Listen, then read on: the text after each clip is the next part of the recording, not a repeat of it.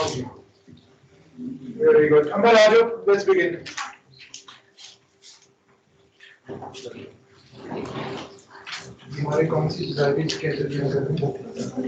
To start, we are organizing this lecture under our book club. So there's this girl, who is in charge of that book club. So she is going to introduce you. And I would just like to thank you for accepting our invitation and take time out of your busy schedule, to talk to us. We are extremely grateful, and I hope that we will have a great session together. So over to you, Amber, now. So I am here to welcome all of you on behalf of Book Club, BATEC, Department of Physics, COMSIX, University, Islamabad. So the topic for today's talk is Pakistan's pathway to progress. What is to be done? And for that purpose, we have a very distinctive personality with us. He is a Swedish political scientist and an author of Pakistani descent. He obtained a PhD in political science from Stockholm University, where he is currently Professor Emeritus. He has taught in multiple universities around the world. Dr. Ishtiaq has authored many research publications, a lot of well-known books, which include Punjab, Blooded, Partition and Cleansed, The Pakistan Garrison State, Origins, Evolution, Consequences, and the most recent one, Jinnah, his successes, failures, and role in history. So with a round of applause, please welcome Dr. Ishtiaq.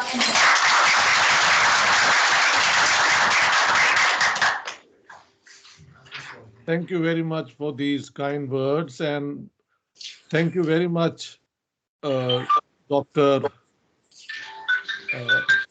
Waqas Masood, for this invitation. I consider it a privilege to talk to your students. जो हमने फैसला किया था कि ज़्यादातर जो मेरी ये गुफ्तगू है ये उर्दू में होगी, और जहां मुझे कुछ मुश्किलात हों तो अंग्रेजी का इस्तेमाल भी होगा. देखें, थोड़ा सा अंग्रेजी से हम शुरू करते हैं कि what is the notion of progress. Progress का आइडिया जो है ये French revolution, scientific revolution, industrial revolution के साथ पैदा हुआ. उससे पहले जो दुनिया थी, चाहे वो हम एशिया में बैठे हों या यूरोप के अंदर हों या कहीं और हों, तो आइडिया यही था कि मेरे परदादा जो करते थे वही मेरे दादा करते थे, वही मेरे वाले साहब करते थे, मैं करता हूं, करूंगा और मेरी औलाद करेगी. So people were fixed in their social roles, in the social status. जब साइंटिफिक सोच आई, इंडस्ट्रियल प्रोडक्शन आई, लोग शहर अपना गांव से शहर की तरफ आए, अर्बनाइजेशन शुरू हुई, तो एक आइडिया आया कि नहीं, एक और दुनिया भी बन सकती है. उस दुनिया को बनाने के लिए दो फलसफे जो हैं वो नुमाया हुए. एक तो था लिबरल सोच कि इंडिविजुअल जो है वो आज़ाद होना चाहिए हर बंदिश से, मां वो कि उसकी आज़ादी किसी को नुकसान पहुंचाए. This is the typical liberal individualism idea. इसने पुरानी सोच को क्वेश्चन किया, क्योंकि वो ट्रेडिशंस पे, कस्टम्स पे बेस्ड थी. हाँ जी, साइंस ने शो किया कि नहीं, तब्दीली आ रही है, आज एक किस्म की चेंज, कल दूसरी किस्म की चेंज. तो अगर चेंज हो सकती है तो ह्यूमन बीइंग्स की भी जो स्टेटस है, पोजीशन है, वो भी बदल सकती है. तो प्रोग्रेस का आइडिया यही है कि you change and change for the better. एक तो ये थी इंडिविजुअलिज्म, इंडिविजुअल राइट्स का आइडिया, ये फ्रेंच रेवोल्यूशन से आया. दूसरा आइडिया जिसने इसको चैलेंज किया वो था कि ठीक है, तब्दीली तो आ रही है, लेकिन ये तब्दीली जो है ये इंसानियत को फिर तकसीम कर रही है, क्योंकि फ्यूडलिज्म खत्म अगर आप कर दें तो उसके बाद क्या आ रहा है. तो वो थी the great industrial societies under capitalism. London, Paris, ये जो शहर बड़े बड़े बने, यहाँ पे बहुत बहुत जुल्म भी था.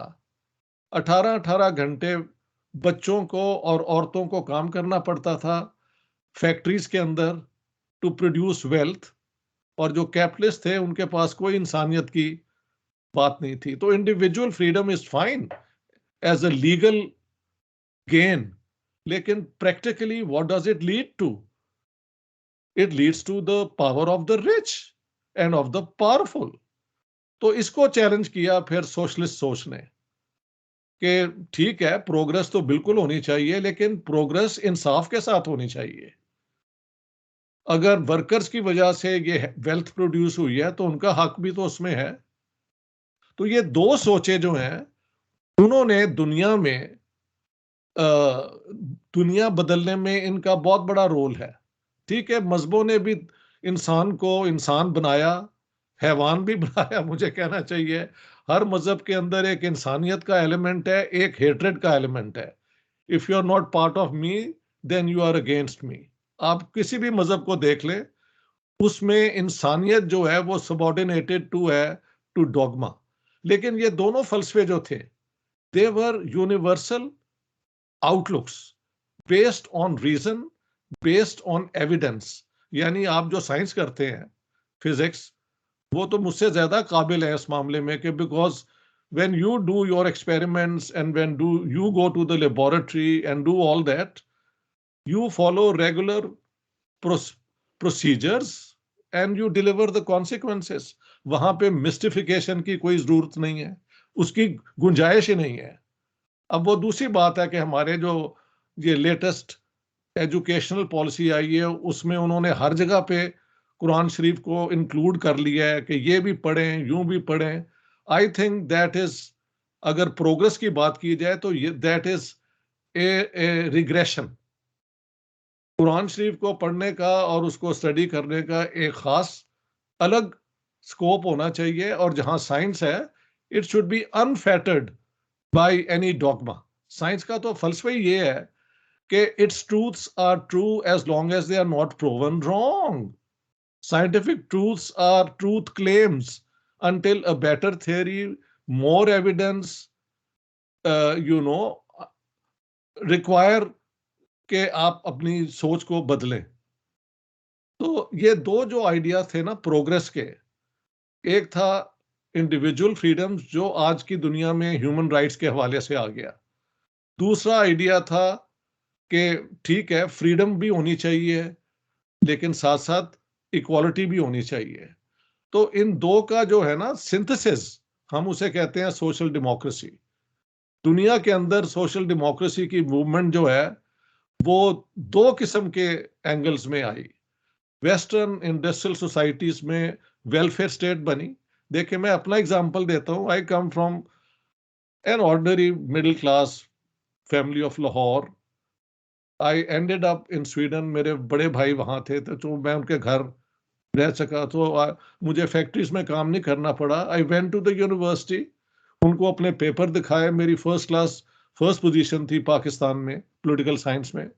उन्होंने मुझे पीएचडी में दाखिला दे दिया और मुझे स्कॉलरशिप भी दे दी, वरना मेरे पास तो पैसे नहीं थे पीएचडी करने के। तो वेलफेयर स्टेट ने उन लोगों को जो अपनी काबिलियत की वजह से आगे आ सकते हैं उनकी मदद की। हमारे यहाँ स्वीडन के अंदर अगर आप अनएम्प्लॉयड भी हो, हाँ जी, तो by law you are guaranteed कि आपको एक घर कम से कम होगा रहने के लिए जहां पे सेंट्रल हीटिंग हो, because at the moment it can be -18, लेकिन sitting here I can actually do without a coat. वो तो मैंने इसलिए पहन लिया है कि जरा लगे कि प्रोफेसर है, but I can go around in just a shirt, हाँ जी, and warm water all the time. लेकिन Sweden was once a very poor country. Only in the 19th century, 1/3 of the Swedes had to leave Sweden and emigrate to the United States because they were so poor.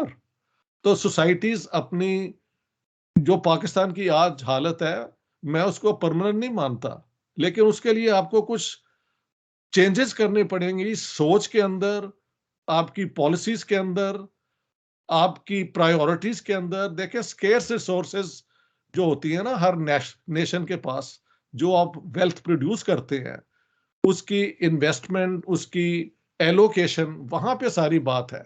सो ये I thought I will introduce the philosophical basis of progress. अब एक जमाने में ख्याल था कि progress जो है वो इरिवर्सिबल है, कि इसको कोई वापसी का वो क्या कहते हैं गेयर नहीं लग सकता. But this has proven to be wrong. Progress होती है, लेकिन अगर आप जंग में इन्वॉल्व हो जाए, आप सिविल वॉर के अंदर हो जाए, तो आपकी प्रोग्रेस रुक भी सकती है. और Pakistan is a classical example of that. So I thought I lay down the basic idea कि वेलफेयर स्टेट जो है ये इंडस्ट्रियलाइज्ड एडवांस सोसाइटीज में पैदा हुई, और थर्ड वर्ल्ड के अंदर आइडिया आया डेवलपिंग स्टेट का. यानी the state should guarantee development in a direction which creates greater equality as well as greater freedom. ये दो चीजें साथ साथ थी. Why? क्योंकि वेलफेयर सोसाइटी सिर्फ एक एडवांस इंडस्ट्रियल सोसाइटी में आ सकती है जहां पे वेल्थ की प्रोडक्शन मैसिव स्केल पे हो रही है. तो वहां पे आप वेलफेयर, जैसे मैंने स्वीडन का केस बताया है, पाकिस्तान में तो आप नहीं कर सकते जहां पे इतनी गुर्बत है. जब मैं ये 3-4 साल गवर्नमेंट कॉलेज लाहौर में एज अ विजिटिंग प्रोफेसर आ रहा था, तो you just had to walk out of government college, और सड़कों के ऊपर लोग बैठे हुए थे जिनको दिन में कभी 3 वक्त का खाना नहीं मिला, बच्चों को, और उनको इलाज नहीं उनका होता. हाँ जी, औरतें जो है वो भीख मांगती फिरती हैं. तो obviously Pakistan doesn't have the resources to take care of all its citizens, but it also has a very iniquitous, wicked social system जहां पे इंसान का इंसान से जो प्यार है, जो रिश्ता है, वो कोई ज्यादा अहमियत नहीं रखता. दाता साहब चले जाओ जी, वहां फ्री खाना मिल जाएगा भाई, ऑल राइट, चलो सूफियों की वजह से ये तो बरकत हुई, I am willing to accept it, but that's not a solution. So what needs to be done in the case of Pakistan would depend on how we analyze the current Pakistani situation. So let me come directly to what I think is Pakistan's main problem. देखिए, United Nations का charter जो है ना 1945 का, and Pakistan is the signatory, it says कि all states are entitled to inviolable national sovereignty. देखें, आज से जब से 1945 के इस चार्टर से पहले तो ऐसी कोई सोच नहीं थी. Gun board diplomacy was the rule. Alexander ने कहा कि मैंने दुनिया कैप्चर करनी है, तो उसने रुख कर लिया दुनिया का. रोमन एम्पायर ने सारी दुनिया में जितनी भी दुनिया थी फैलने की कोशिश की. अरबों ने, मोहम्मद बिन कासिम इधर और कोई उधर, इन्होंने अपने एक इंपीरियल एक्सपेंशन की. तो जो तारीख दुनिया की है, और उसके बाद ये यूरोपियंस आ गए, वो तो कॉन्क्वेस्ट की है, जिसकी लाठी उसकी भैंस वाली सोच है. This all came to an end, legally speaking, only after the Second World War. क्योंकि यूरोप का जो रैशनलिज्म जिसकी मैंने बात की है, फलसफे की बात की है, उसमें एक घनौनी शक्ल जो नजर आई कि while all this was true, people were very developed in philosophical thinking. हाँ जी, हेगल आपको मिलता है, मार्क्स मिलता है, फ्रेडरिक एंगल्स है, you name high philosophy, Nietzsche है in the German case, but वहां से नाज़िज्म निकला. हाँ जी. So there is no guarantee कि अगर आप बहुत इंटेलेक्चुअली डेवलप कर जाएं तो आप उतने अच्छे इंसान भी बन जाते हैं. We have to take care of the all round development of society. तो सेकेंड वर्ल्ड वॉर प्रूव्ड कि अभी तक इंसानियत जो है वो हैवानियत से ज्यादा बदतर है. इन्होंने 27 मिलियन सोवियत सिटीजन मार दिए, 6 मिलियन, कुछ कहते हैं 3 मिलियन यहूदियों को इसलिए मार दिया कि वो सिर्फ यहूदी थे. हाँ जी. हमारे यहाँ से गए हुए, जिन्हें हम पहले कहा करते थे जिप्सीज, उन्हें अब वो एक और नाम से बुलाते हैं, रोमन. हाँ, द रोमा पीपल. वो बेचारे सारी दुनिया में यूरोप में फिरा करते थे, कभी घोड़े बेचते थे, कभी पुरानी कारें। उनकी पॉपुलेशन यूरोप के अंदर कोई महल 1 मिलियन थी। उन्होंने तकरीबन 1/3 उनको मार दिया था इनके साथ ही। एक दफा मुझे याद है 1996 में I had gone to a course on human rights to Strasbourg. हाँ जी, तो वो हमें ले गए पहाड़ियों के ऊपर, जहाँ पे एक कंसंट्रेशन कैंप था, जहाँ पे जर्मन लोगों को ला के तो गैस चैम्बर में डालते थे। तो वहाँ पे while I was going through the identity cards of the people who were killed there, वहाँ पे एक टाटार मुस्लिम का भी था। How did he get into this? वो हेल सोवियत आर्मी के अंदर जो मुसलमान लड़े थे उनकी तरफ से, वहां से पकड़ लिया होगा, और शायद उसका नाम मूसा होगा या क्या, उन्होंने कहा होगा ये भी यहूदी है, इसको भी मार दो। तो इस किस्म का जुल्म हुआ उस यूरोप में जहां पे फलसफे में, साइंस में इतनी तरक्की हुई। तो Second World war is the ultimate shock which the world received, and the idea was no more war. इस किस्म की दोबारा वॉर नहीं होनी चाहिए।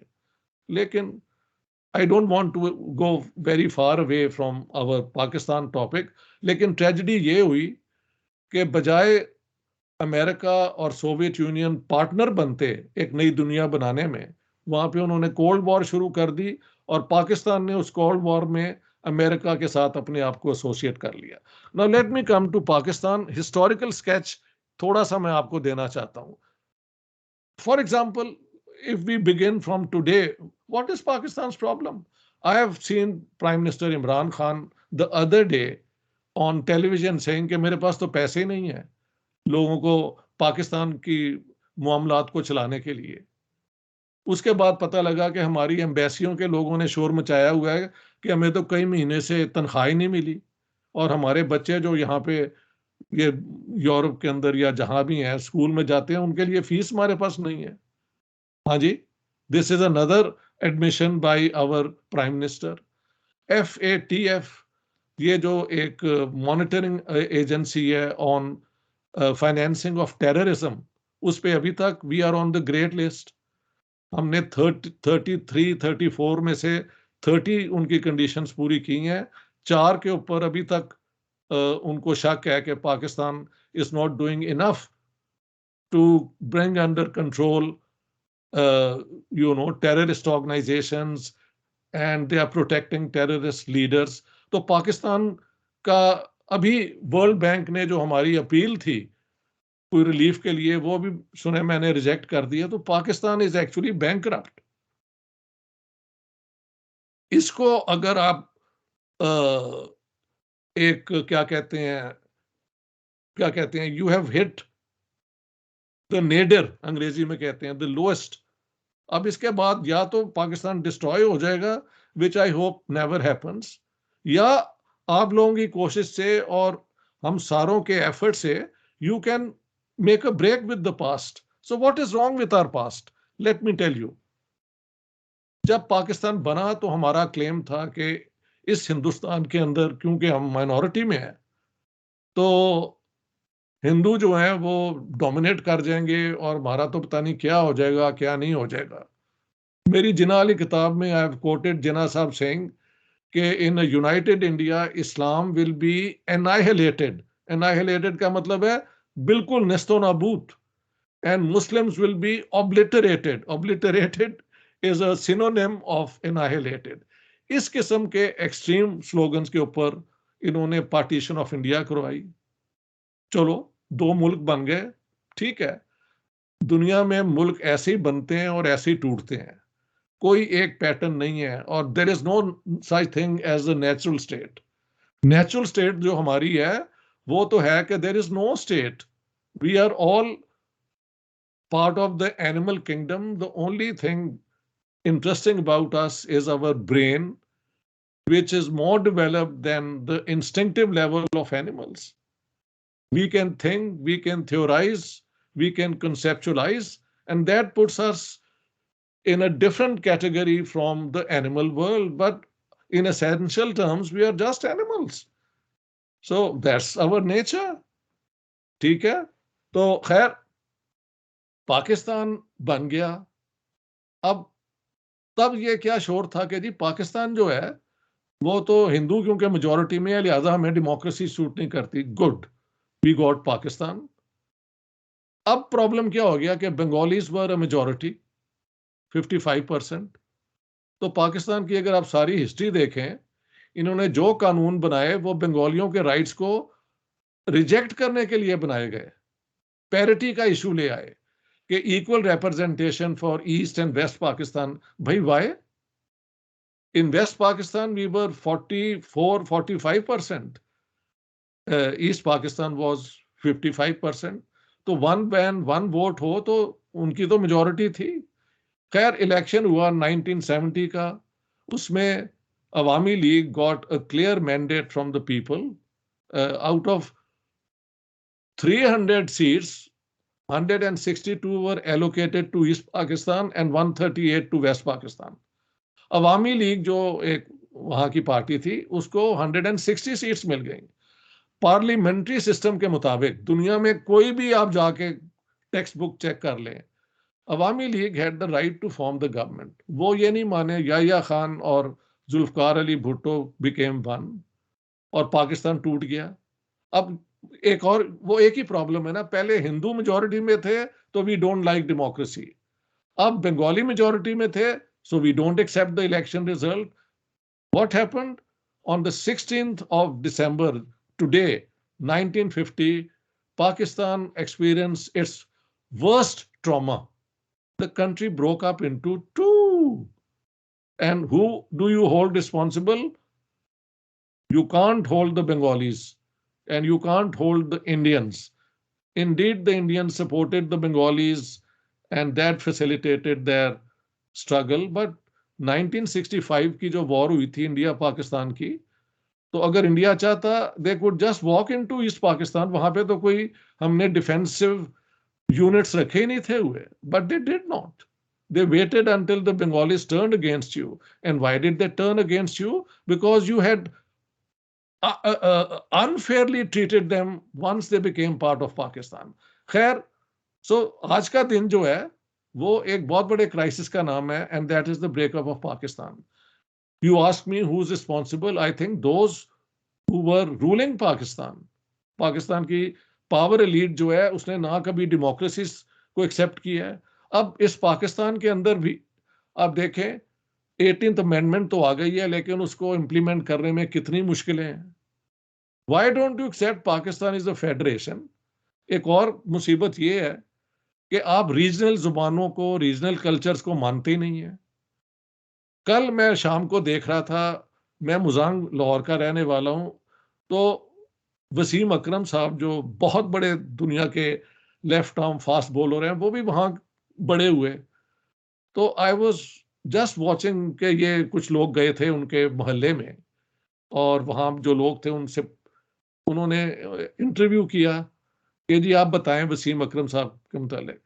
अच्छा, साफ जाहिर है these people are not educated. उनसे यार पंजाबी बोलने दो, उर्दू बुलवा रहे हैं, उनसे बात ही नहीं हो रही. फिर जब उन्होंने एक्चुअली बताया कि वसीम अकरम कैसे ग्रेट प्लेयर थे, क्या करते थे, तो they all shifted to Punjabi. आपने अपनी जुबानों के ऊपर पाबंदियां लगाई हुई हैं. You are not proud to be part of the earth in which your ancestors lived generation after generation after generation. तो ये एक और पाकिस्तान की अजीब पिक्यूलियरिटी है कि ये स्टेट जो है ये कोई रैशनल बेसिस पे नहीं बनी हुई. ये एक आइडियोलॉजिकल स्टेट बना दी है इन्होंने. ये इस्लाम के नाम पे बनी और हर किस्म की चीज को ये इस्लाम जिस तरह भी इनको समझ आती है, यानी इस्लाम की जो प्रोग्रेसिव चीजें हैं कि आप किसी को भूखा ना मरने दें, उनका ये ख्याल रखें, उसका कोई जिक्र नहीं. मैंने कभी जुम्मे के फतवे में ये बातें नहीं सुनी कभी.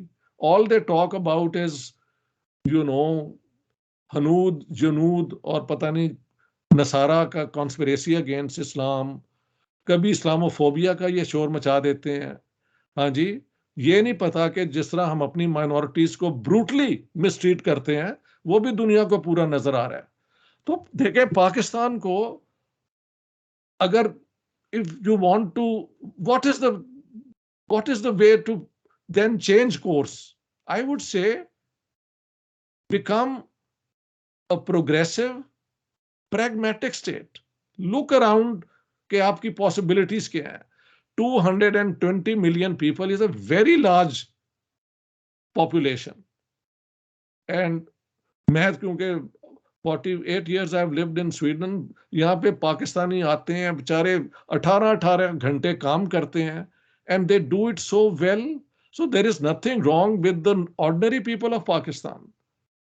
I find them willing to go through the worst hardship to support their families, to get an education and so on. What is wrong is our national priorities. तो वो national priorities हमारी क्या है? वो यही है कि हमने अपनी जिद जो है वो सारी दुनिया को मनवानी है. Let me give you an example. Pakistan 1960s में was doing very well in industrial development. और तो और वर्ल्ड बैंक की तरफ से उनके एक एक्सपर्ट आए थे, गुस्ताव पापनेक, जिन्होंने एक रिपोर्ट लिखी थी कि Pakistan is a model case of development, कि किस तरह आप इंडस्ट्री लगाएं, किन एरियाज में लगाएं, and so on and so fourth. Singapore जो आज एक जायंट है इंडस्ट्रियल पावर का, मलेशिया जो उस जमाने में मले कहलाता था, हाँ जी, या शायद मलेशिया बन गया था, Singapore, and yes they had become too. Indonesia, I think so, South Korea, yes, and Taiwan. They came to Pakistan to study the development model, went back, replicated it, and have become a powerhouse of development. हमने क्या किया? अच्छा भला हमारा progress था. India की rate of growth उस जमाने में 2.7 थी. It was known as pejoratively, वो उनके इकोनॉमिस्ट हैं Raj, as the Hindu rate of growth, क्योंकि इंडिया के अंदर उन्होंने कहा था कि गुर्बत पहले हमने खत्म करनी है, तो इसलिए state control was all over in the economy, जो कि सोशलिस्ट मुल्कों की एक पॉजिटिव भी है लेकिन नेगेटिव भी है कि ग्रोथ स्लो होती है. आप इक्वालिटी तो बनाते जाते हैं लेकिन उसकी डिस्ट्रीब्यूशन तो तब ही होगी ना कि अगर आप प्रोड्यूस बहुत करेंगे, तो वो स्लो होता है. Pakistan was into free for all capitalism and hour rate of growth was 5.4, double that of India. हमने पंगा क्या ले लिया? कश्मीर किस पहले 47 में जब पाकिस्तान बना था तो मुजाहिदीन भेज के तो कश्मीर अपने आप ही लूज कर दिया. हालांकि अच्छा भला कश्मीर पाकिस्तान के साथ ही या तो इसका हिस्सा बन जाता या इसके साथ बेस्ट रिलेशंस रखता. यही वहां का महाराजा चाहता भी था. हमने ये अपने भेज भूज के मुजाहिदीन ये वो कश्मीरियों को खिलाफ कर लिया, फिर इनकी जंग हुई, अब वो कश्मीर दो हिस्सों में बटा हुआ है. इसके बाद 65 भी सेंड मुजाहिदीन कि वहां पे कश्मीर को लिबरेट कराना है. That ended into a great fiasco. और मेरी अपनी अंडरस्टैंडिंग है कि पाकिस्तान की जो इंडस्ट्रियल डेवलपमेंट है ना, वो जो तब हो गई थी, वो आज भी, मैंने आपसे बात करने से पहले, I am not an economist but I wanted to check the basic facts, तो वो यही है कि पाकिस्तान की अभी भी मेजर प्रोडक्ट जो है वो टेक्सटाइल्स हैं, and confined to 2 places, Faisalabad, Lyallpur, and incidentally Sialkot. Sialkot में आपकी एक और 2-3 चीजें बड़ी कामयाब जा रही हैं. एक ये जो होते हैं मेडिकल इंस्ट्रूमेंट्स आई थिंक, और फुटबॉल्स जो आप दुनिया को प्रोवाइड करते हैं. इसके अलावा हमारी जो बेसिक एक्सपोर्ट्स हैं वो हैं हड्डियां, चमड़ा, हाँ जी, ज्यादा से ज्यादा कारपेट्स, जो हमारे फिनिश्ड प्रोडक्ट्स हैं. So Pakistan economy of 220 million produces actually far less than it can very easily if you have the right approach on how to stimulate industrial development. देखिए इंडस्ट्रियल डेवलपमेंट वहां होती है जहां पे सिक्योरिटी ऑफ इन्वेस्टमेंट हो, तो जहां पे रोज टेररिज्म होगी, कभी आप श्रीलंकन को मार दें, कभी एक क्रिश्चियन जोड़े को आप भट्टे में फेंक दें, अहमदियों के घरों पे जाके और उनको हमला कर दें, पेशावर में रोज किसी ना किसी को मार देते हैं, तो कौन आएगा यहाँ पे इन्वेस्ट करने के लिए? उन्हें किसी पागल कुत्ते ने तो नहीं ना काटा हुआ कि यहाँ पे आके गोली का शिकार हो जाए और ये हो जाए और वो हो जाए. So you are shooting yourself in your own foot. So the first thing for me is कि Pakistan must give economic development priority number one.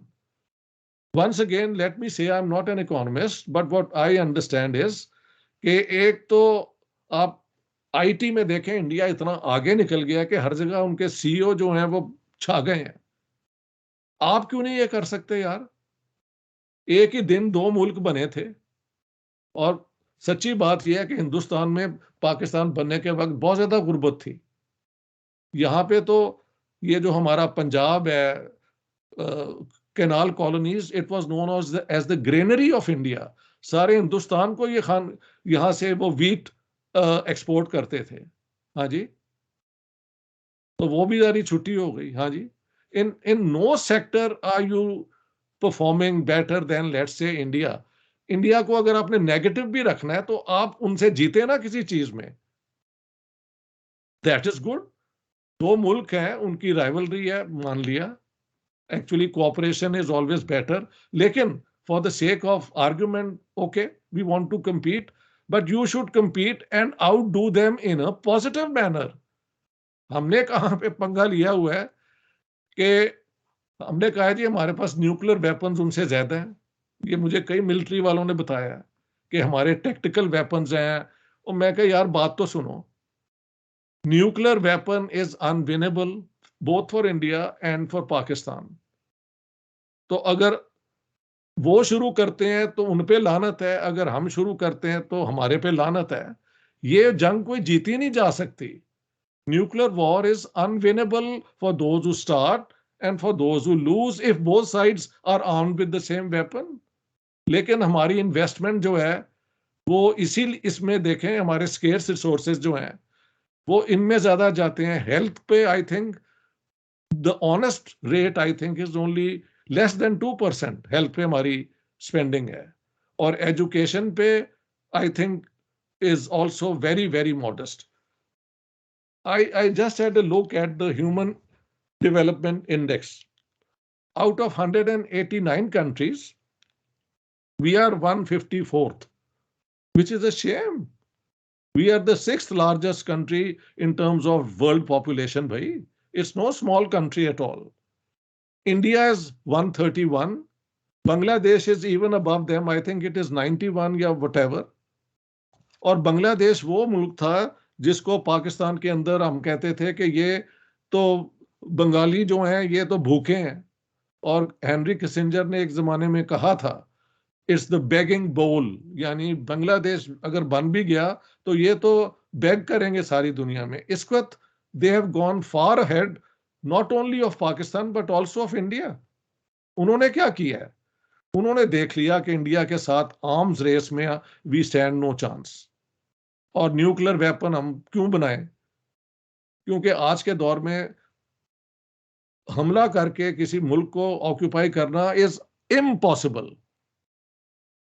तो उन्होंने डिसाइड किया they are not going to, they have sorted out their border problems with India. उन्होंने औरतों को empower किया. शुरू में डॉक्टर यूनस और फिर एक और ऑर्गेनाइजेशन ने लोन्स दी औरतों को गांव में 100 रुपए की, 200 रुपए की, कि भाई आप अपनी छोटी छोटी ना बिजनेस शुरू कर दें. और खैर ये बिजनेस का पैटर्न हुआ, फिर वो फैल गया. तो जब एक घर में दो इनकम्स आती हैं तो दोनों के इंटरेस्ट में होता है कि बच्चे ना ज्यादा पैदा करें.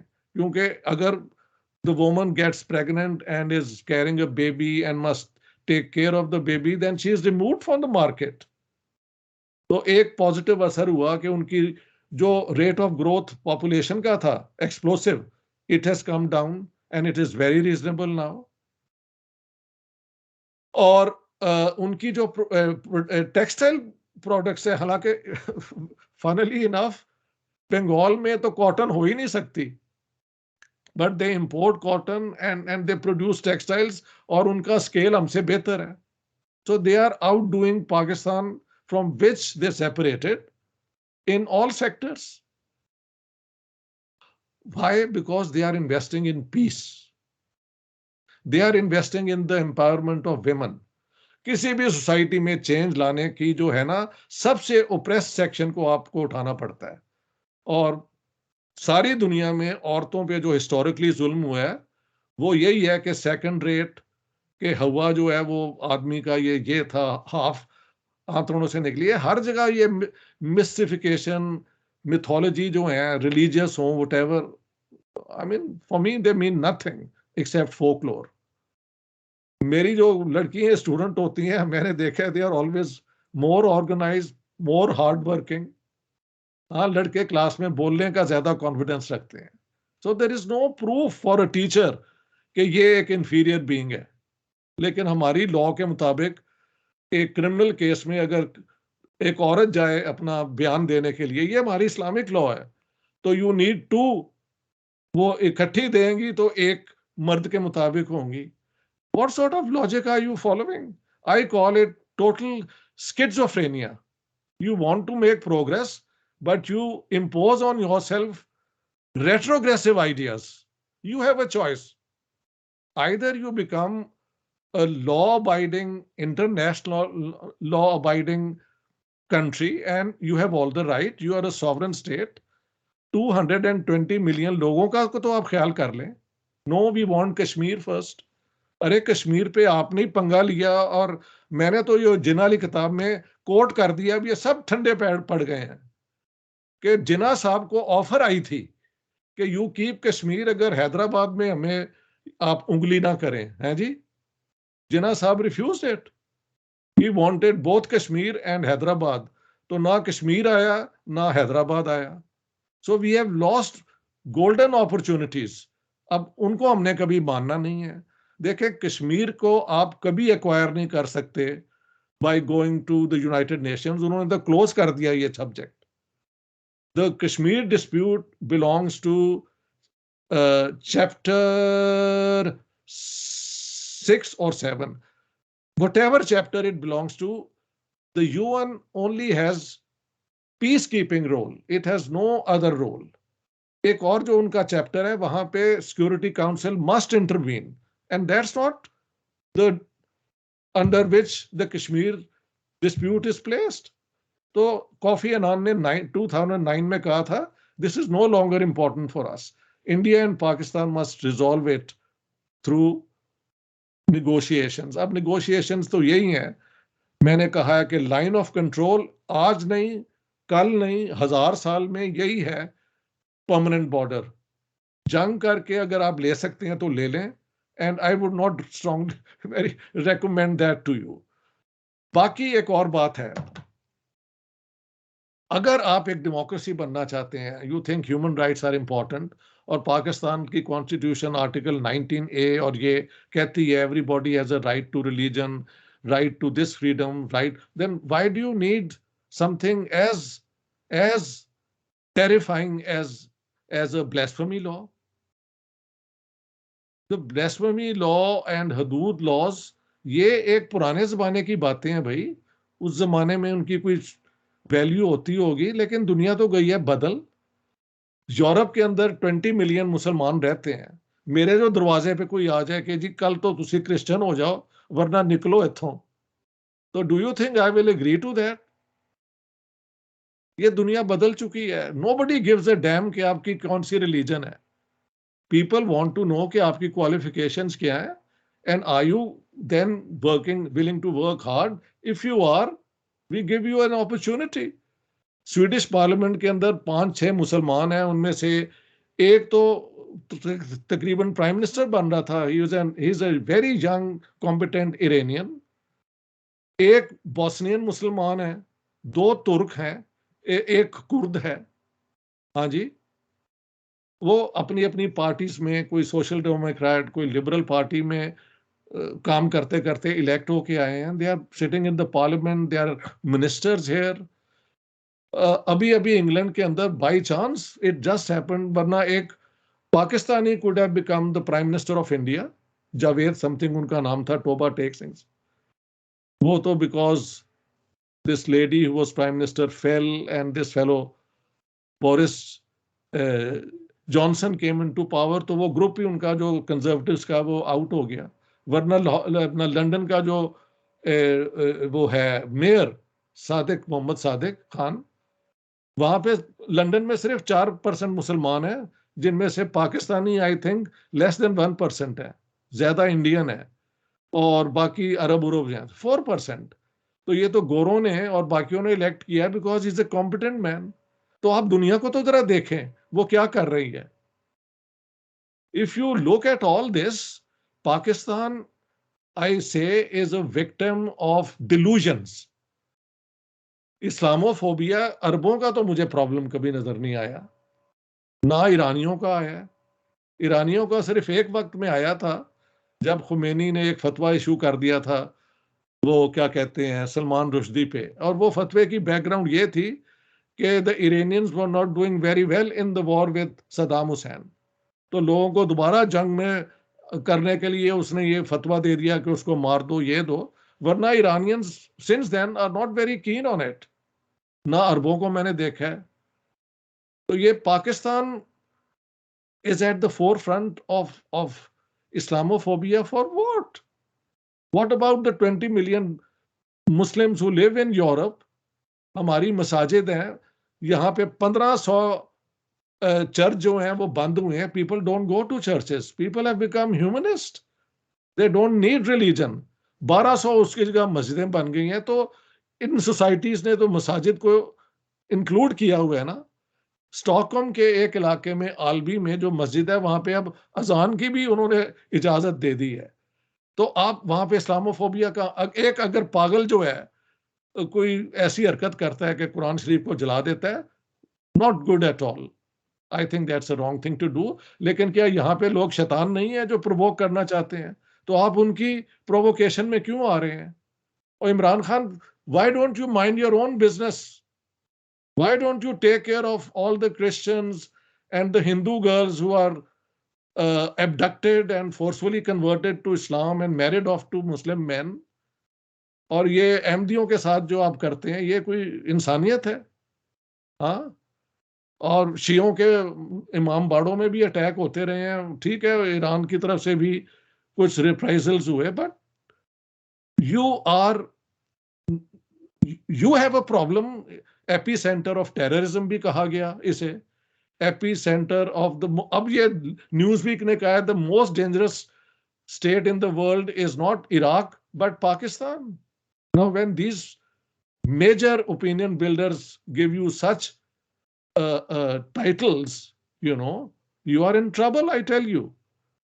वर्ल्ड बैंक आपको लोन नहीं दे रहा। आप अच्छा, अब देखें इमरान खान साहब क्या कहते हैं कि as long as Modi is in power in India, we can't talk to India. Uff, tauba, Allah meri. But he is genuinely elected by the Indian people. तो उसने ओपन इलेक्शन जीते हैं। आपके साथ बात करने के लिए पहले तो इंडियन आपकी मर्जी पे उससे हराएं, है? क्योंकि उन्होंने आपसे बात करनी है। Why would they give a damn to what you want? So you don't want to discuss with India. अभी a few months ago, there was a meeting where Chief of Army Staff General Bajwa, he addressed for 7 hours Pakistani journalists. And then what we learned was that in future or in dealing with India, they are not going to make resolution of the Kashmir issue a precondition. Rauf Klasra, जो मैं जिनकी बड़ी इज्जत करता हूँ, और बाकी Pakistani journalist हैं, उसको वेलकम किया कि यार ये बड़ी अच्छी पॉजिटिव चीज है।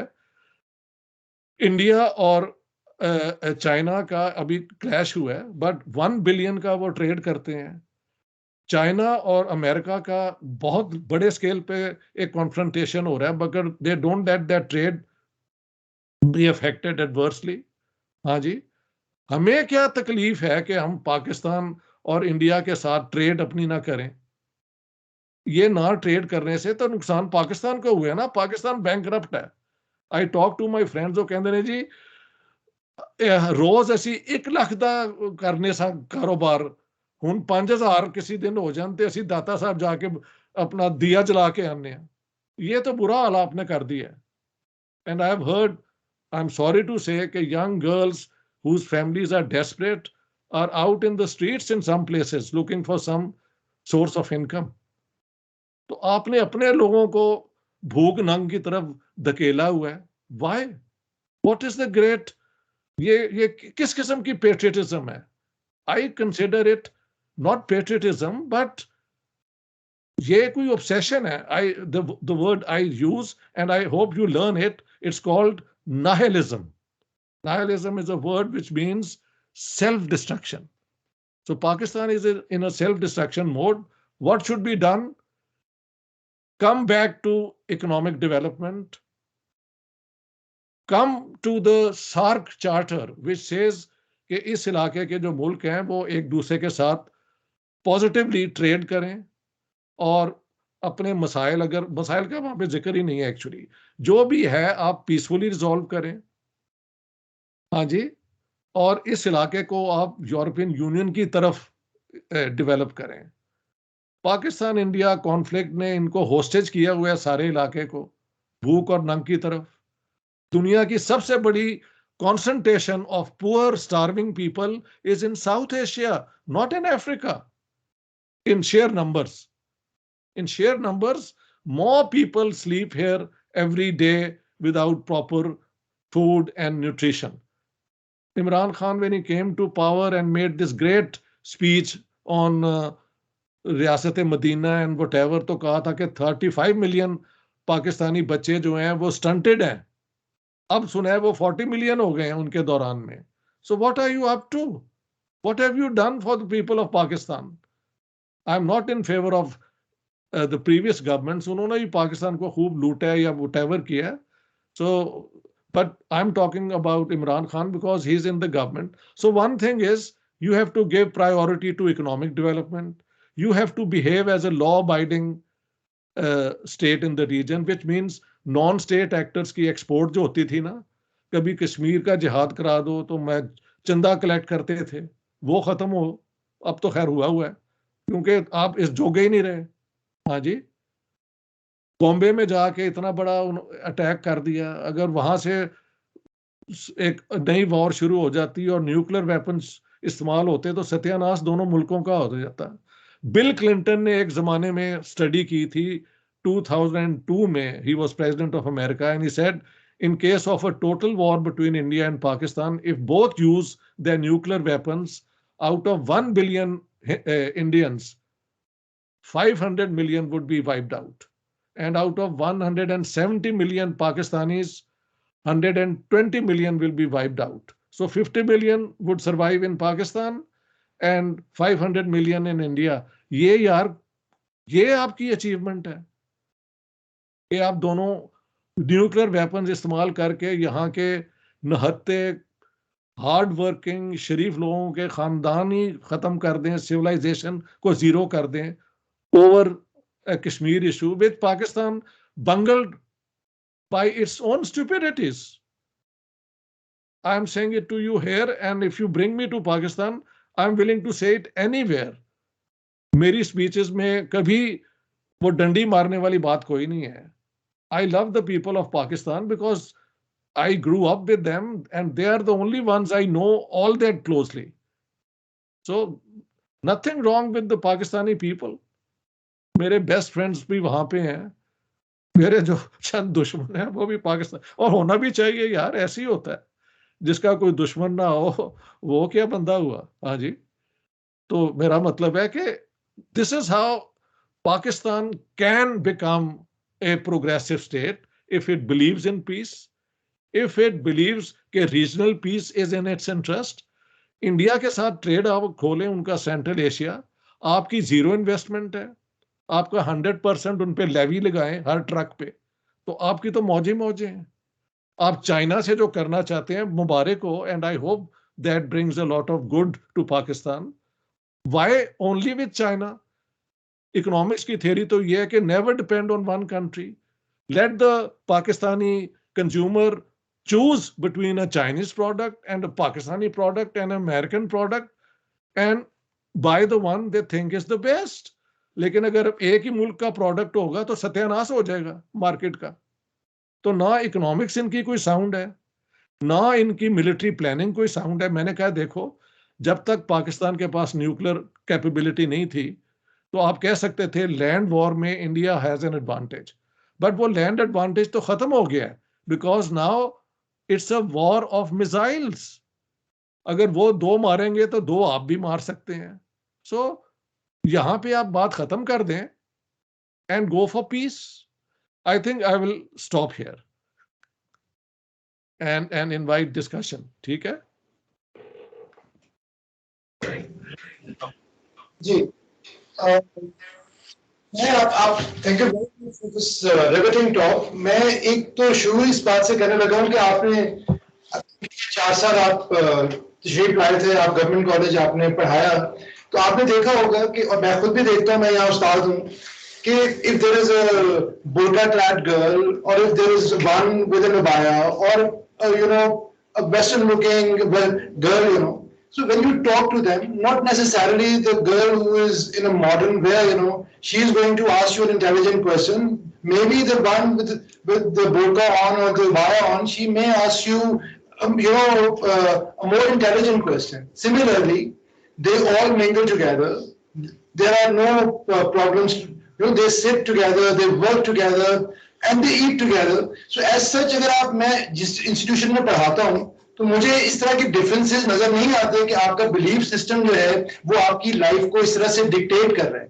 लेकिन जब आप एज सच सोसाइटी देखते हैं तो सोसाइटी कुछ क्लीशे नोशंस के ऊपर, अभी आपने सिंगल नेशनल करिकुलम की बात की, तो एम्फेसिस एक खास तनाजुर में होता है। मैं आपसे पूछना चाहता हूँ कि ये रेटरिक, क्योंकि हमें पता है कि वेस्टर्न सोसाइटीज भी आज से 100-150 साल पहले, आपने जिक्र किया 1945 से पहले बिल्कुल एक दूसरे के जो है खून की प्यासी थी, तो और वो ये रेटरिक सारा यूज होता था, किंग जो है वो चर्च यूज करता था। हमारे यहाँ आप क्या समझते हैं, क्योंकि जब आप सोसाइटी में वैसे यहाँ पे देखते हैं पढ़े लिखे जो स्टूडेंट्स हैं उनके साथ बात करते हैं तो कोई बहुत बड़े डिफरेंसेस आपको उस तरह से नजर नहीं आते हैं, लेकिन जब आप एक नेशनल नैरेटिव देखते हैं तो वहां आपको लगता है जैसे तमाम मामला ही वो कंस्पिरेसी थ्योरी का है and the whole world is trying to weigh us down. तो how to get out of this rut कि हम थोड़ा सा चीजों को बजाय इसके कि दुनिया को ब्लेम करने के लिए जो स्किज़ोफ्रेनिक टेंडेंसी है इससे निकल के कुछ सोल सर्चिंग करें और जिसको हम कहते हैं कि एक सेल्फ इंट्रोस्पेक्शन करें। देखो अपना प्रोफेसर, बात ये है, मैं और तुम और हम सारे तो रोज ही इंट्रोस्पेक्शन करते हैं ना, लेकिन जिनको करने की जरूरत है और जो डिसीजन मेकर्स हैं, जिस दिन वो करना शुरू कर देंगे पाकिस्तान की किस्मत बदल जाएगी।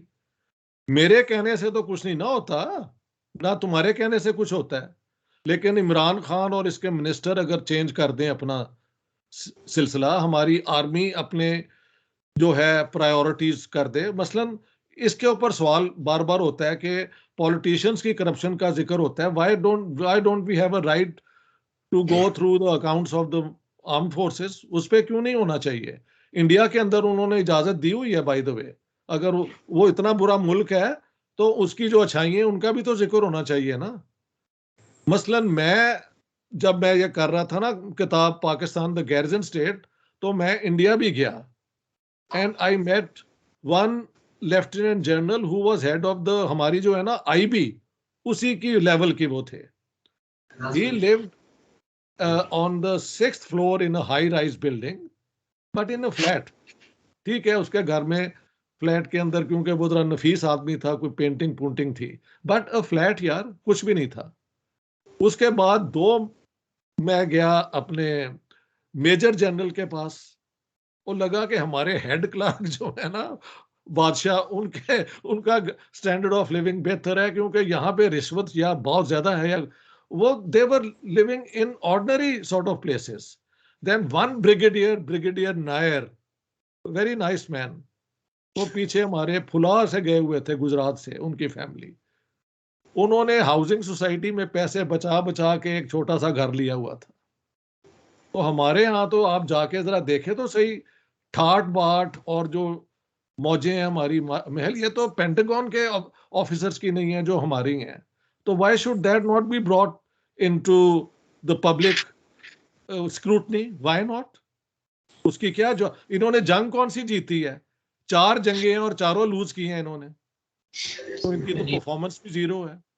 All right. I have a question, Dr. Shah, and which is, how do you see these developing countries placed in a neoliberal economy? ठीक है, क्योंकि आप जो भी कहें, अब इनको in isolation, you were able to sort of compare the 3 countries कि भाई किसने philosophically, social level पे बेहतरी थोड़ी बहुत एक दूसरे से आगे progress किया है. But then at the end of the day, economically कोई भी इतनी एडवांस नहीं हो सका, India, Pakistan, Bangladesh, because of the economic structure जिसके अंदर हम इस वक्त confined and limited हैं. Why not place the onus on the developed countries as well, the developed nation जिसकी हम welfare होने की बात करते हैं? They left a colonial, a neo-colonial, structure, condition that we were unable to get out of. And when we go back to IMF and World Bank, तो हमारी मजीद मसले कॉम्प्लिकेट होते हैं. And when you look at economy, and you've mentioned it, and I rightly agree कि ठीक है, आप कह देते हैं कि भाई मैं economist नहीं हूँ, लेकिन एक overall general तो idea आता है कि when the people are deprived, तो naturally ये जो सारे मसाइल हैं, superstition, एक religious orthodoxy, ये वहाँ पर this is, it suits them to perhaps depend on such beliefs. Okay, I get your point. I get your point. Well, I would agree with you that the colonial system left these societies very poor, very much resource deficient. All that is so very true. So not denying that. But let me give you example of some very successful cases.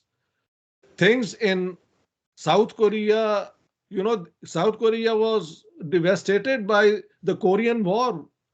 10 times worse than anything like the Indian subcontinent. It has risen to be a powerhouse of world. What about Japan, which was bombed, Nagasaki and Hiroshima? How could it become the workshop of the world? What about Singapore? It was a fishing village, in 1965 when it became independent. It is now the center of the banking system of the world, production, industrial production, and so on and so forth. Indonesia has not gone to war. It's done very well. Malaysia has not gone to war. Out of nowhere, it did very well. एक और बात बता दूं, मैं तो Malaysia में रहा हूं. According to the Malaysian law, any business, any industry that you set up must have a Bhuma Putri, a local born Muslim as the partner. So the fact is कि ये जो मले मुस्लिम्स हैं, ये 5 वक्त की नमाजें तो जरूर पढ़ते हैं, बिजनेस में कोई इंटरेस्ट नहीं लेते, उनको प्रॉफिट जो आता है मिल जाता है, सारा काम चाइनीज करते हैं या तामिल करते हैं. तो आप अगर काम ही ना करें तो you see, culturally we are handicapped. Let me give an example. I and my wife, we went for shopping also. मैंने तो कभी shopping की नहीं, but have women with you and shopping then becomes part of it. Anyhow, और जहाँ पे जाओ shopping center में, immediately by law, all shops, must have 2 Chinese, 2 Malay girls and 1 Tamil girl. ये उनकी demographic composition है. वो एकदम चाइनीज आ जाएंगी आपको हंसती हुई, they want to sell you the product. वो मले लड़की हैं, वो कभी नहीं आती. और तमिल का मैंने नोट नहीं किया वो आती हैं या नहीं आती, because it was so obvious कि इनिशिएटिव ही नहीं लेना. तो जहां पे आपको कल्चरली पैरालाइज कर दिया जाए कि ये भी अपना शर्म की बात है और ये भी शर्म की बात है, तो वहां पे इनिशिएटिव तो जो उस शर्म से आजाद हैं वो ही लेंगे ना. सारी मलेशियन जो इकोनॉमी है 29% चाइनीज एंटरप्राइज की है, लेकिन ओनरशिप जो है वो सारे मले उसके अंदर है विदाउट वर्किंग एट ऑल. तो कुछ चीजें कल्चरल भी होती हैं. ये देखें, ये सारे अरबों के पास जितना, आप साउथ एशिया को जरा भूल जाए ना, ईरान के पास और सऊदी अरब के पास जितना पैसा था, ये सारे मुसलमानों की किस्मत बदल सकते थे। इन्होंने क्या किया? Iran started exporting its Shia revolution. Saudi ने क्या, तुसी कौन हो? उन्होंने अपनी फंडामेंटलिज्म एक्सपोर्ट करनी शुरू कर दी, जंगें करवाई। हाँ जी, तो अगर आप जिहाद एक दूसरे के खिलाफ करते हैं, क्योंकि दुनिया में आप जिहाद करने के काबिल नहीं है। खुमैनी ने 14-13 साल के बच्चों को कुंजियां दे दी, हाँ जी, कि जाओ, जो इस जिहाद में जंग में मरेगा वो जन्नत में चला जाएगा। 500,000 यंग इरानियन उसने मरवा दिए अगेंस्ट, और उधर से सदाम हुसैन उतना ही जालिम था। तो how do you explain that? हम तो चलो गरीब थे ना, उसमें भी India has done much better economically. It's the third great economy of the world, so comparison wise we are nowhere. India और पाकिस्तान अगर एक होते तो हम तो दुनिया की, चाइना से भी आगे निकल जाते, क्योंकि अंग्रेजी भी हम जानते थे। और आपने ये डिवीजन कराने के बाद, let me give an example of general Yahya Khan. In 71 he fought this war that we are so much regretting. लेकिन in June 1947 he was at the Staff College Quetta as an instructor. He was a major. तो 3rd June 1947 को the partition plan was announced by Lord Mountbatten, the Viceroy. So now it became clear that India and Pakistan are going to be two states, but there was one Indian army जिसमें ये सारे काम करते थे। तो वहां पे जो उनके सुपीरियर थे ना, colonel Verma, he got up and said, well, we were all together, we were great friends, and I hope now that you are getting your own state, we will continue to be friends, and our fraternity of officers will always be, cooperating with one another.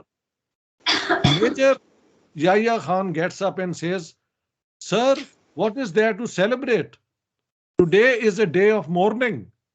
Together, we would have been a great power. Now we will start fighting one another. और वही हुआ 71 में, क्योंकि president था, तो जो फिर president Pakistan का है उसने तो अपने स्टेट के मुताबिक ही बात करनी है ना। ये पार्टीशन जो है, ये एक बहुत बड़ा नेगेटिव है। इसने मुसलमानों को 2-3 उसमें बांट दिया। सारी इंडियन आर्मी के अंदर 36 to 42% मुसलमान थे, पुलिस के अंदर 50% मुसलमान थे। ऐसी स्टेट जो अगर एक रहती, हिम्मत नहीं थी हो सकती हिंदुओं की कि वो उसे हिंदू स्टेट बनाए। अब वहां पे 80% मुसलमान है, बाकी सारे यहाँ आ गए हैं, तो वहां पे हिंदू राइट जो है वो मुसलमानों को तंग करता है, और दोनों का झगड़ा जो है उसकी वजह से कोई प्रोग्रेस नहीं होती। इंडियन तो फर्क कर रहे हैं, उनकी इकोनॉमी अब फिर फटाफट आगे बढ़ रही है, और इमरान खान कहते हैं जी मेरे पास पैसे नहीं है हुकूमत चलाने की। So what is the comparison? There is something wrong with us. Thank you very much, Professor, for your insightful words.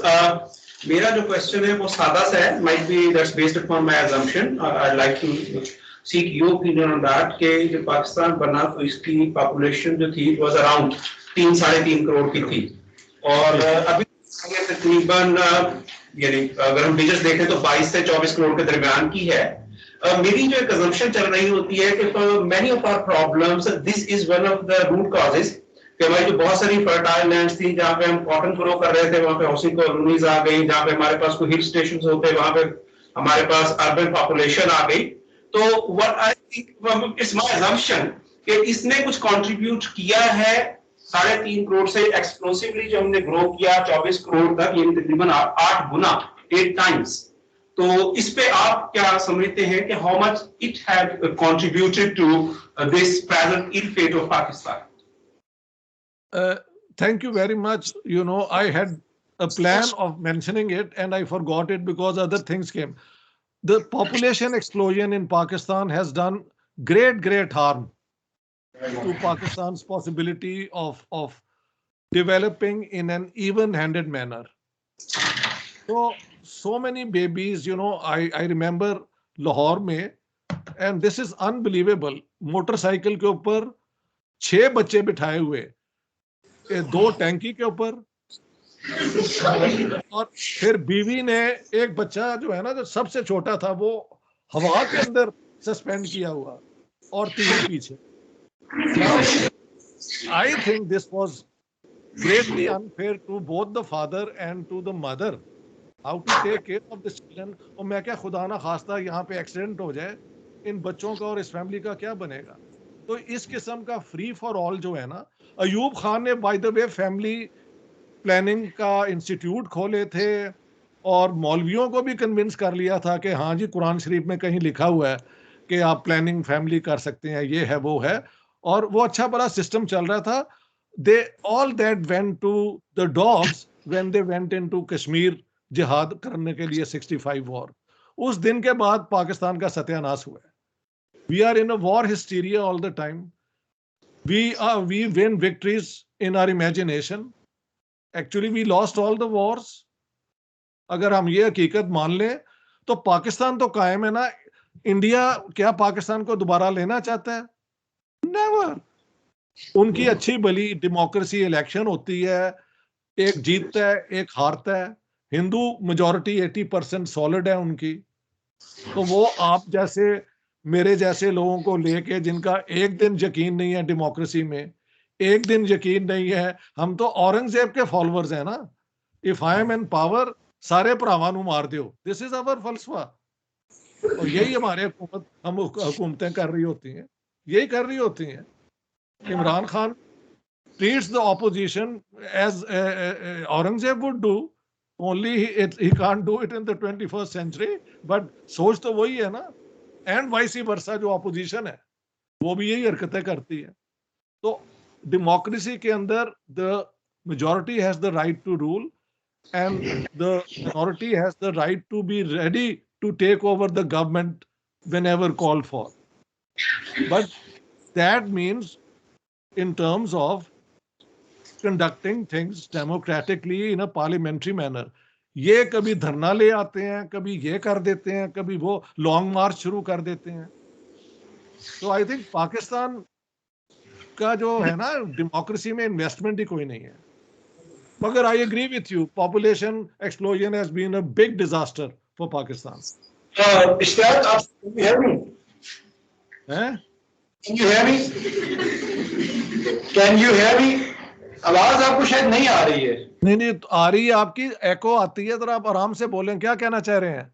मैं कहना ये चाह रहा हूँ कि ये जो आर्ग्यूमेंट पॉपुलेशन का है, ये चाइना के मामले में फेल हो जाता है, क्योंकि उन्होंने एक बहुत ही sizable chunk of their population जो है उसको पॉवर्टी से लाइन से उठाया है.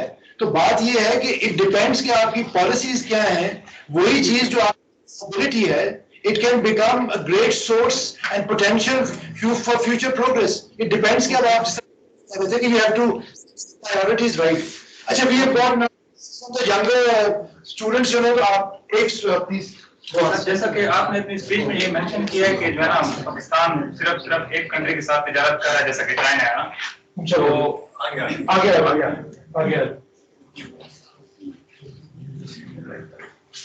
जैसा कि आप, हाँ बैठो यार, बैठो. हाँ बोले यार. सर, जैसा कि आपने अपनी स्पीच में ये मेंशन किया कि पाकिस्तान सिर्फ चाइना के साथ तिजारत कर रहा है और किसी कंट्री के साथ नहीं कर रहा है ना तिजारत. तो अगर आप ये देखें कि हम ये भी सोचना चाहिए कि क्या इंडिया, बांग्लादेश और दूसरे ममालिक जो हैं वो हमारे साथ क्या ट्रेड करना चाहते हैं. क्योंकि अगर हम मीडिया में देखते हैं तो मीडिया में पाकिस्तान ने बहुत दफा इनिशिएटिव लिया है कि इंडिया के साथ मुज़ाकरात करें या बांग्लादेश के साथ या दूसरे ममालिक के साथ, मगर वहां से कोई ऐसा इनिशिएटिव नहीं है. तो इस बारे में आपको क्या ख्याल है?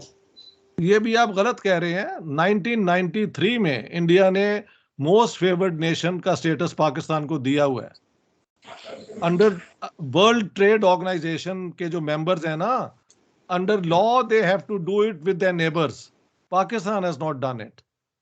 तो वो कहते हैं you need to play tango. एक लात से तो टैंगो नहीं ना होती.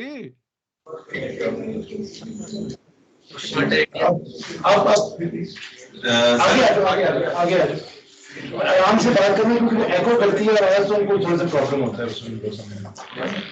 Sir, we will talk about Balochistan, human rights of Balochistan. Many people are affected from Balochistan. Sir जहाँ से अभी भी बहुत सारे लोग मतलब 1 मिलियन से ऊपर लोग ग्वादर में बैठे हुए हैं, धरना दे रहे हैं। यहाँ पे हमारे सोशल मीडिया कोई उनको शो नहीं करा रहे, तो वहाँ पे बंदे भी मर रहे हैं। मतलब ये हमें मतलब ऐसे समझा जा रहा है कि हम यहाँ जब पंजाब एरिया में आते हैं हम ऐसे समझते हैं कि यहाँ पे हमें कोई सिस्टम ये चीजें हमें नहीं मिलते हैं। जहाँ ये सहूलत है वहाँ पे हमें ये चीजें नहीं मिलते हैं। मतलब वहाँ से बंदे भी मर रहे हैं, हम यहाँ पे आते हैं तो यहाँ पे हमारे यूनिवर्सिटी में भी कुछ मैंने ऐसे फील किया मतलब मुझे हमें ऐसे लगता है कि वी आर नॉट पाकिस्तानी। तो सर आप इसके बारे में क्या कहेंगे हमारे पाकिस्तान में? देखो यार बात सुनो, मेरी तो फलसफा ये है, 2 मॉडल्स हैं नेशनलिज्म के, ये भी सुन लो जरा। एक है फ्रेंच मॉडल।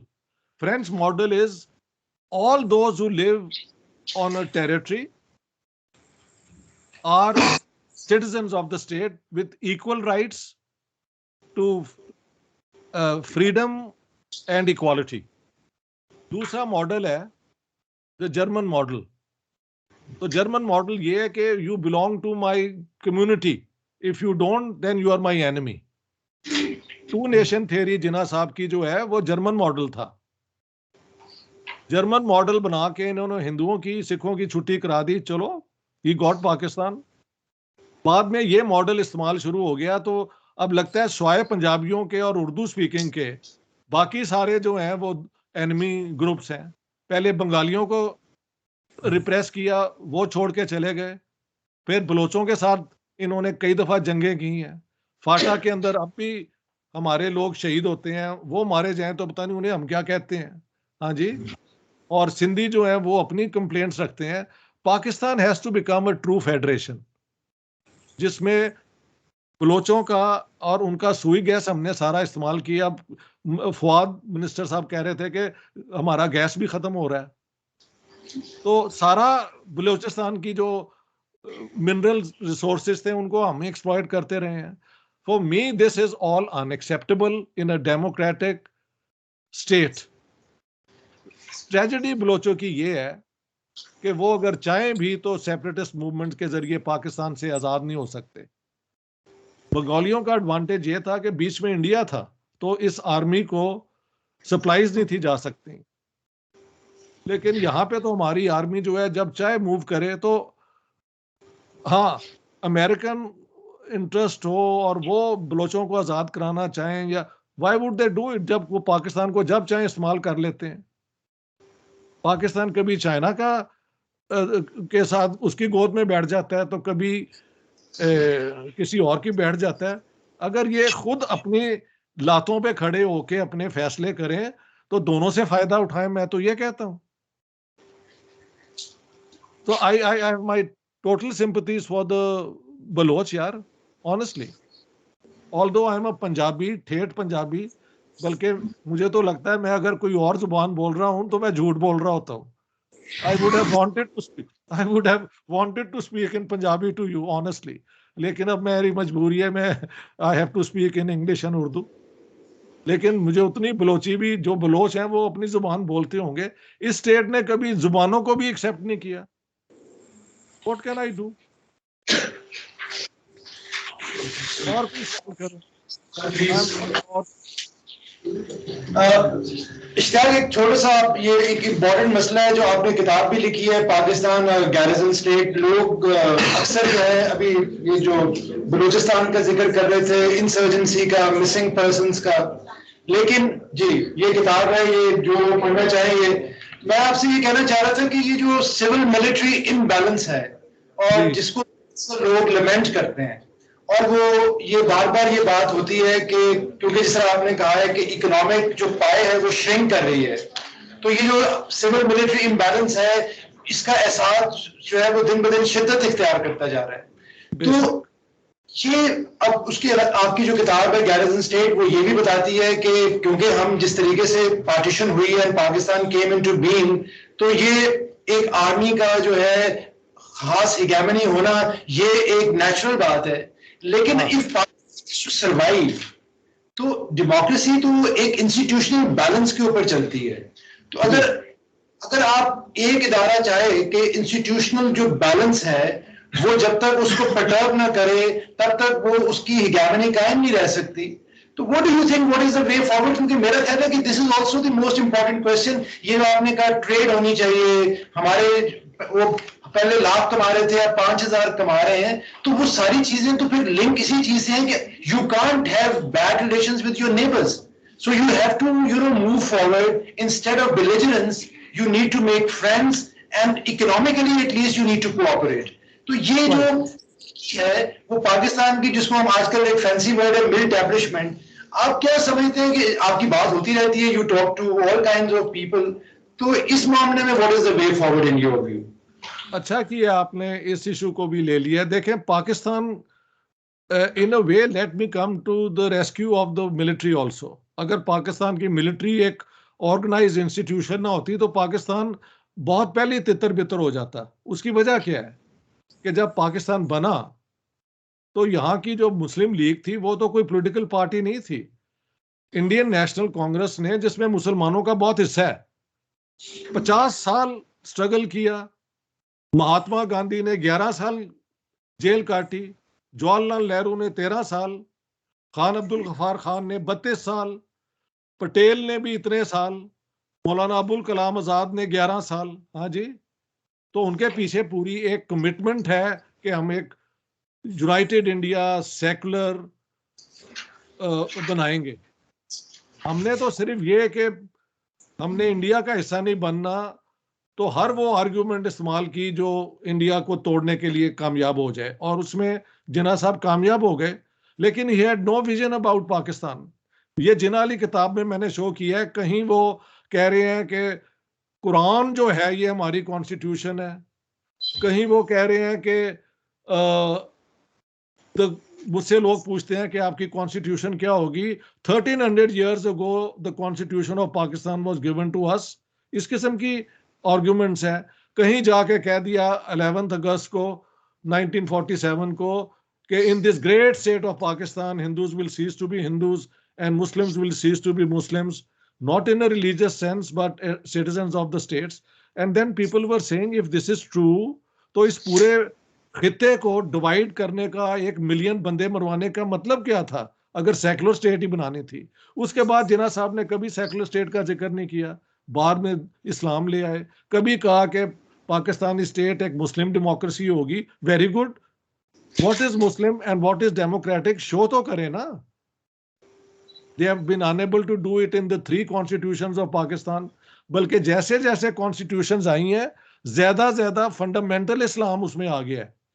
सबसे पहले क्या था, president will be a Muslim, और 3rd कॉन्स्टिट्यूशन जो भुट्टो साहब की थी, president and prime minister will be Muslims and they will under oath testify that they believe in the finality of the prophethood of prophet Mohammad. तो इन्होंने और ज्यादा Islamise कर दिया। जिया आया तो वो तो ही वॉज अ फंडामेंटलिस्ट, बाकी लोग तो इस्तेमाल कर रहे थे। He used it to the full. Hudood laws, blasphemy laws, पता नहीं क्या क्या लॉज ले आए। औरतों का विटनेस कोर्ट के अंदर हाफ ऑफ मैन। यार ये कोई अकल की बात है? रेप का इन्होंने केस बना दिया था कि 4 वो क्या पारसा किस्म के लोगों ने देखा हो। मैंने कहा यार जिन लोगों ने ये देखा है उनको शर्म नहीं आई कि जाके कुछ को रोक लेते? तो ये इस किस्म की लॉज बना देते हैं। प्रॉब्लम क्या है? देखो लॉज तो बन चुकी ना। Why couldn't the elected governments of Nawaz Sharif, Benazir Bhutto, Yusuf Gilani, and Imran Khan change these laws? Why can't they do it in the parliament? कोई हिम्मत ही नहीं करता एक दफा इस्लाम के नाम पे जिस किस्म की कानून बना दें वो उसको फॉलो करते हैं। तो आर्मी ने, coming back to your question, when Pakistan came into being, the problem was they wanted the whole of Punjab and the whole of Bengal. But why would the Congress, if it agreed to the partition on the basis of religion, agree to you getting the whole of Punjab and Bengal? They insisted we need then the partition of Punjab, जहां पे हिंदू और Sikh majority में है और 12 districts में वो थे। इसी तरह बंगाल में हुआ। तो पाकिस्तान का जो बॉर्डर इंडिया के साथ है वो बजाय गुड़गांव पे बना, जो कि लास्ट पार्ट था पंजाब का, और 15 किलोमीटर फ्रॉम दिल्ली, वो लाहौर के ऊपर बना 18 किलोमीटर्स। तो ऐसे बॉर्डर को, इतने लंबे बॉर्डर को डिफेंड करके के लिए you needed a strong army. The army had to be build to make Pakistan possible. लेकिन अगर आपके पॉलिटिशियन ही ना सियासत चला सके, मैं तो विटनेस हूं 1958 में, I was 11 years old, Lahore में लोगों ने लड़ियां डाली थी जब आर्मी आ गई थी, क्योंकि हर रोज क्या कहते हैं वो महंगाई थी, सिविल वॉर के हालात थे। ईस्ट पाकिस्तान असेंबली के स्पीकर को, शाहिद अली को, इन्होंने ऑपोजिशन ने असेंबली हॉल के अंदर माइक्रोफोन मार मार के कत्ल कर दिया यार। इधर डॉक्टर खान को इन्होंने कत्ल कर दिया था उसी साल में। और महंगाई बहुत थी, the governments were thoroughly corrupt. तो आर्मी जब आई, it was welcome, that coup was welcome by the people. और अयूब खान ने शुरू में आके बहुत स्टेबिलिटी पाकिस्तान को दी, डेवलपमेंट भी दी, लेकिन कश्मीर वॉर के बाद सत्यानाश हो गया। तो आर्मी के बगैर ये स्टेट चल भी नहीं सकती।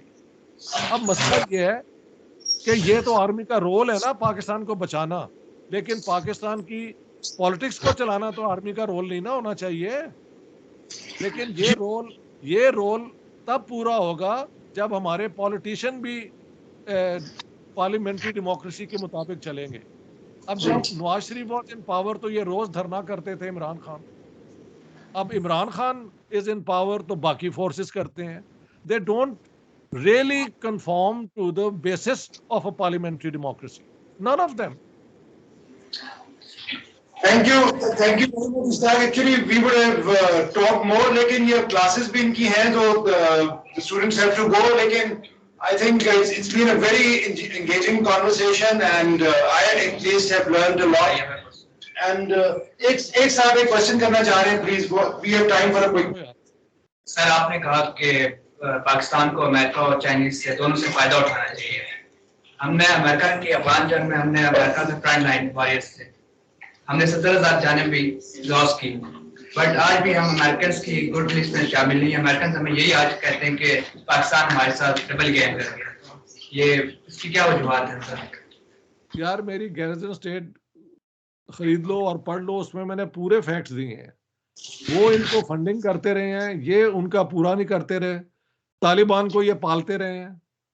अब वहां पे शोर मचा हुआ है कि ये तालिबान कामयाब कैसे हो गए। अगर इनको बम्बार्डमेंट जो हम करते थे, ये बच के कहाँ जाके पनाह लेते थे, तो पाकिस्तान में लेते थे ना। तो आपने उनको हराया भी है। अब आप कहते हैं जी हमारे साथ लाड प्यार नहीं करते। यार ये आपकी अजीब जाती है। आपकी अदाएं दुनिया को कभी समझ नहीं आएंगी। ਤੁਹਾਡੇ ਨਾਲ ਨੈਣ ਮਟਕਾ ਸਾਰੀ ਦੁਨੀਆ ਕਰਦੀ ਰਹੇ, ਤੁਸੀਂ ਨਹੀਂ ਕਰਨਾ।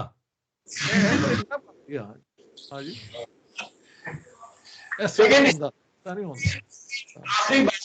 लास्ट कमेंट के तौर पर मैं आपसे सिर्फ ये पूछना चाह रहा हूँ कि आप कोई शाइनिंग लाइट देखिए, मैं as citizen of this country who has been living here since his birth, मैं देखता हूं कि आपको स्कैटर्ड लाइट्स मिलती हैं, इंडिविजुअल्स मिलते हैं, लेकिन अनफॉर्चुनेटली जब स्टेट साइड लेना है एक नैरेटिव का, तो वो जो शाइनिंग लाइट्स हैं वो कभी भी कंसोलिडेट नहीं हो पाती, वो दे अमाउंट टू नथिंग। सो आपको at some point state will indulge in some kind of introspection, या आपको लगता है कि एक बहुत ही a long struggle is awaiting all of us, that we all have to fight for our existence, for our survival, and we have to build a new narrative to survive in the modern world? I think we have to do all that, and it's easily done. And I say the narrative is that Pakistan is a bona fide state recognized under international law. It is a member of the United Nations. It is represented in international organizations and committees. Pakistani soldiers are sent on peace missions all over the world. So all those things which a state needs for recognition are there. You have to make amends with your policies.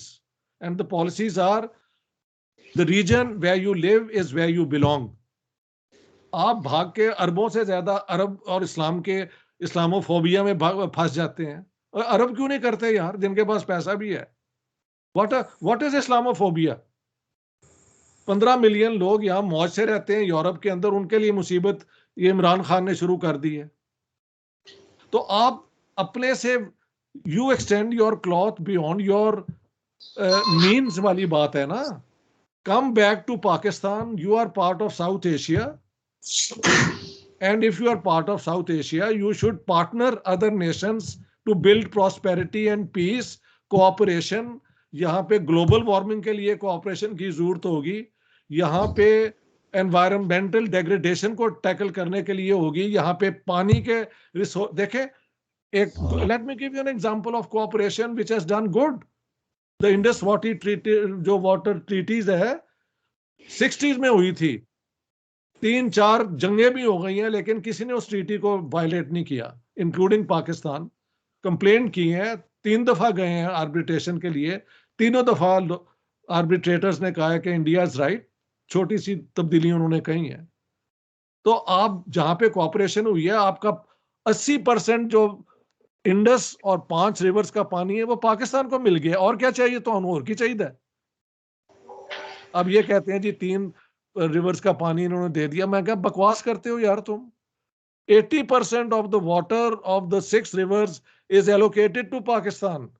आपने ना barrage बनाए हैं, ना reservoir उनको बचाने के लिए किया है।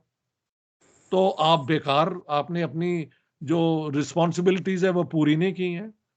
जमात अली शाह हमारे एक रिप्रेजेंटेटिव थे गुजरात के, उनका ये बयान है, उस बेचारे को पाकिस्तान से भागना पड़ा क्योंकि उसने सच बोल दिया था कि ट्रीटी जो है हम वायलेट करते हैं, वो तो इंडिया तो सही चलता है। अब इसका मैं क्या करूं यार? जब मिलिट्री जनरल्स के साथ बात करें तो वो बड़े पढ़े लिखे फाइन बातें करते हैं, लेकिन अमलन जो होता है वो आपके सामने है। और हमारे एक बात बता दूं, as long as Imran Khan is in power, and that means for the next election और even what I don't know, I don't think things can become normal, क्योंकि at least Nawaz Sharif had graduated into a serious politician. He was dealing with India in a more rational manner. इसने तो कहा है कि जब तक Modi is in power मैंने बात ही नहीं करनी। ये कहाँ की अकल की बात है यार? I've heard him say it myself. जी, ये एंटी स्टेट एक्टिविटीज हैं, ये किसी पॉलिटिकल थियरी का हिस्सा नहीं है, ये जहालत की निशानी है। Thank you very much. Extremely grateful for your time, ji. Thank you.